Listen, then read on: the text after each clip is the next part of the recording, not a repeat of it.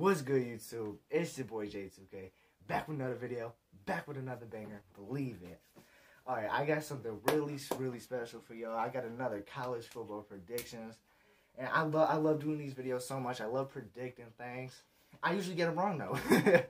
I usually get them wrong, but I love it. It's still so much fun.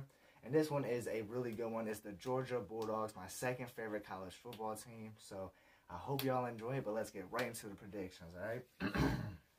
So week 1, we have a home game versus Oregon. Oregon has a new transfer quarterback in Bo Nix, but he's injured. So Bo Nix went to Auburn, which is in the SEC, just like Georgia. So that should be interesting to see how that game goes, especially with Oregon's running back, unless you declare for the NFL draft. I don't really look into it like that, but I have a win. This is at home, by the way, in Athens. So this is a win for Georgia 35-7. The skill gap is way too big for Oregon to even compete in this game, in my opinion. It's the beginning of the year. Georgia's going to have to show what they have. They're going to show what the national championship can do. Week 2 is a home game versus Samford. Samford has no chance at all to win this game. 48-3, final score. That's easy for me. Week 3 is a away game versus South Carolina, and I have it 31-10 starting SEC play. This is, so yeah, like I said, it's an away game, not in Athens no more. Even with traveling, Georgia's going to keep winning. They're going to be able to keep winning, keep the momentum. I have a 31-10 win that game. And then week 4, we got a home game versus Kent State. And that is just a murder. It's a blowout. It is an absolute blowout. 45-0. Georgia is that good of a team to be able to shut people out like they did this year. Well, yeah, this year, like they did their national championship year. Then week 5, we have an away game versus Missouri. That's a W, 28-3. I'm pretty sure I put 28-3.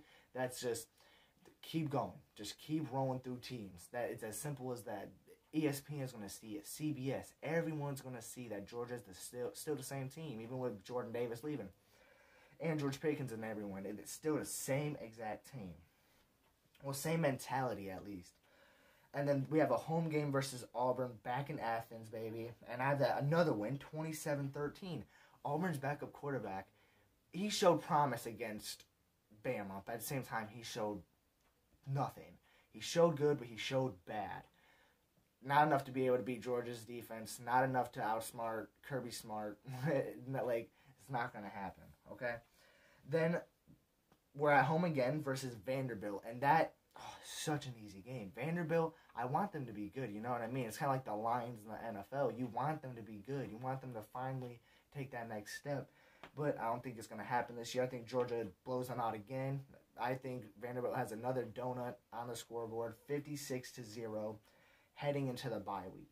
This bye week is very important because they have a really tough Florida game coming in with a new coaching staff and everything.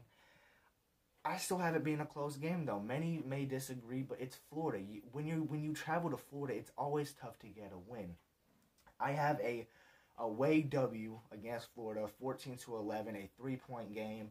And the reason it looks like a 3-point game is because Georgia scores 2 touchdowns, and then in the late fourth quarter, Florida scores to make it 3 points. Georgia still, there's not enough time left. Georgia wins.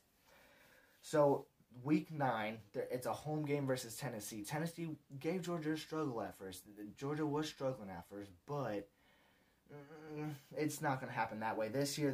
I have a 48-10 win. Just Georgia, they keep going. They're going to keep pushing even after that away win against Florida. Then we are back on the road at Mississippi State, and I have that a 30-21 win. I think the road is really starting to hit the team at this point, you know, and if COVID is still, you know, really bad at this point, then I think, you know, COVID starts hitting a little bit of Georgia, but let's just pray and hope Georgia, like, COVID is not bad by then. I have a 30-21 win against Mississippi State. Mississippi State is one of those teams you can't underestimate. Then week 11, away versus Kentucky. And Kentucky's a really solid team, just not solid enough to be able to beat Georgia. Yeah, they have the offensive linemen coming in, but it's not going to be enough to stop them Georgia Bulldogs pass rushers. I'm telling you, 27-7 win at Kentucky. Kentucky's a hard place to play. It's no easy place. It's still another win.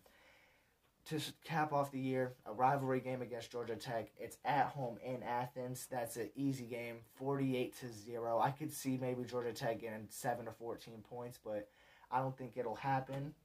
But it could. I think Georgia goes undefeated with number 1 seed, and I think they go 12-0 and make it to college football. But I'll see y'all later. Peace out.